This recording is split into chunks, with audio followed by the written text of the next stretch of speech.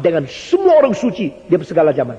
Berarti orang-orang suci dalam segala zaman itu bisa tahu dong. Dan saya juga bisa. Sehingga setara bukan jadi universal knowledge of Christ.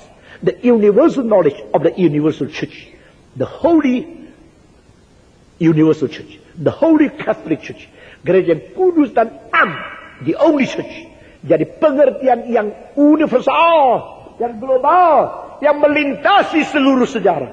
Dari abad pertama sampai sekarang. Semua orang dalam Kristus. All know. We should know. We should know together. Know together with all saints of all time.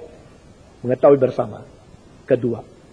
To know what you are knowing. Sekarang mengetahui yang kau sedang tahu. Adalah yang melampaui rasio dan marifatmu. Itu ada supra-rational. Nah saudara-saudara. John Locke, seorang filosof Inggris. Pada 250 tahun yang lalu. Menulis epistemologi concerning human understanding.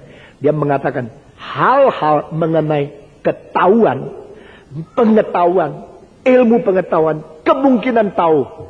Itu sebenarnya harus dibagi 3, bukan 2. Biasanya di dalam rasionalisme, khususnya mulai daripada Descartes, lalu daripada Leibniz, lalu daripada orang-orang seperti itu Spinoza. Mereka mengakibatkan pengaruhnya kepada 2 macam orang. Semacam mengatakan, ini bisa ditahu. Dan kalau tidak bisa tahu, berarti tidak logis. Logis dan tidak logis. Ini masuk akal, itu tidak masuk akal. John Locke mengatakan tidak. Mari kita membagikan dengan 3. Pertama adalah rasional. Kedua, kontra-rasional. Dan ketiga, bukan rasional dan bukan kontra-rasional. Lah apa itu? Kalau tidak rasional, ya tidak rasional. Kalau rasional, ya rasional. Masa ada rasional, ada tidak rasional. Apalagi? Dia bilang, mari kita membuka pikiran kita kepada dimensi yang baru. Yaitu rational, contra-rational, dan yang ketiga, supra-rational. Supra-rational, melampaui pikiran. Kalau ini tidak masuk akal, maka saya tidak percaya.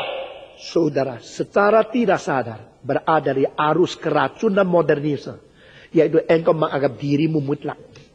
Engkau menganggap dirimu lebih dari segala sesuatu. Engkau ukuran daripada kebenaran. Dan kebenaran hanya menjadi objek. Kamu menjadi subjek. Saudara-saudara.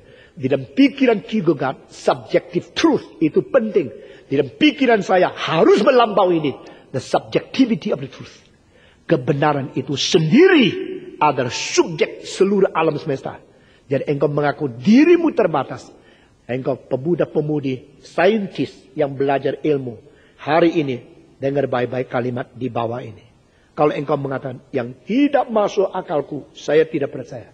Engkau hanya membuktikan dirimu dalam merebut kedudukan sebagai Allah. Siapakah engkau? Engkau hanya manusia yang dicipta saja.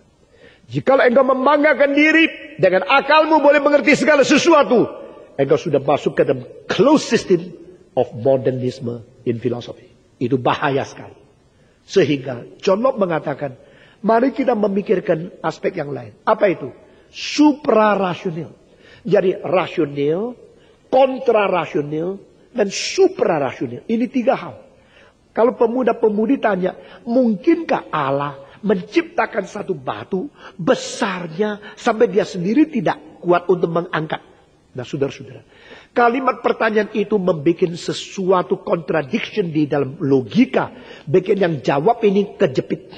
Jadi kalau jawab bisa bikin batu itu, akhirnya sudah bikin tidak bisa angkat. Betul nggak? Kalau dia tidak bisa bikin, berarti dia tidak omnipotent. Betul nggak? Jadi pertanyaan itu menjadi sesuatu deadlock di dalam logik untuk mematikan yang jawab. Bagi saya pertanyaan itu pertanyaan orang goblok. Karena di dalam pertanyaan itu ada beberapa kesalahan yang besar. Mereka telah memaksakan bisa dan bisa harus bersatu. Bisa dan tidak bisa harus bersatu itu siapa yang bisa memaksakan? Kalau bisa, tidak bisa. Tidak bisa dan bisa itu tidak bisa bersatu. Kedua, mereka menganggap Allah itu mungkin berada di keterbatasan. Sehingga Allah bisa dan menciptakan sesuai akhirnya dia tidak bisa. Sehingga dia masih berada di keterbatasan. Allah semacam itu bukan Allah kita.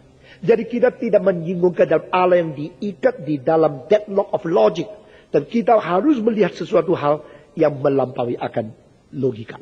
Itu sebab logical, contra-rational, and supra-rational. Kalau saya tanya kepada saudara-saudara, bisakah engkau tolong ya gambarkan satu bundar yang modelnya persegi? Bisa nggak? Iya ya, bagaimana ya? Saya pintar gambar. Saya mau bikin satu gambar bundar yang modelnya persegi. Bundar bukan persegi. Persegi bukan bundar. Menggabungkan bundar menjadi sesuatu konsep itu sendiri sudah salah. Dengan konsep demikian kita berusaha menantang Tuhan Allah. Allah is supralogical. Itulah sebab saudara-saudara. Mengenai kebangkitan. Nah itu satu hal yang kita tidak bisa menerima. Karena menurut kita mati itu mati. Tapi itu mungkin tidak terjadi. Itu namanya suprarasional. Nah di sini sebelum John Locke saudara-saudara. 1800 tahun sebelum John Locke. Paulus sudah mengatakan 3 hal ini. You should understand the love of God.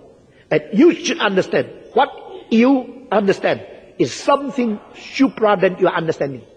Jadi di sini transcend understanding. Engkau harus memahami.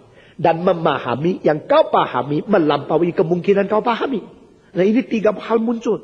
Tadi secara aspek emosional kita sudah bicara tentang cinta Yesus panjang lebar tinggi dalam. Sekarang aspek epistemologi, aspek rasional kita melihat alangkah besarnya ayat ini. Karena di sini Paulus mengungkapkan sesuatu epistemologi Kristen kepada orang Efesus. Saudara-saudara, Paulus bukan orang bodoh. Barang siapa menganggap kitab suci adalah pembacaan orang bodoh. Kitab suci catatan sejarah satu suku. Kitab suci adalah buku ketinggalan orang kuno. Biar dia dijerat oleh kebutuhan sendiri. Karena di sini Paulus mengatakan, understand the love of God in Jesus Christ. Now, you should know what you know is transcending your knowledge. Yang kau tahu itu melampaui pengetahuan engkau. Jadi pada waktu wahyu bersumber dan inisiasi dari Tuhan. Ditambah dengan kerelaan Allah melalui Roh Kudus. Memberikan iluminasi. Ditambah dengan kesadaran yang diciptakan di dalam diri kita melalui kuasa firman. Kita terbuka dari closed system menjadi open system. Dari tidak mungkin mengetahui menjadi mengetahui. Karena Tuhan memungkinkan kita mengetahui cinta kasih yang jauh melampaui marifat manusia. Itulah cinta Tuhan. Puji Tuhan. Kiranya cinta ini hari ini memenuhi hati kita masing-masing. Kiranya pengertian melampaui pengertian hari ini menyadarkan pengertian yang terbatas. Kiranya Tuhan memberkati kita masing-masing.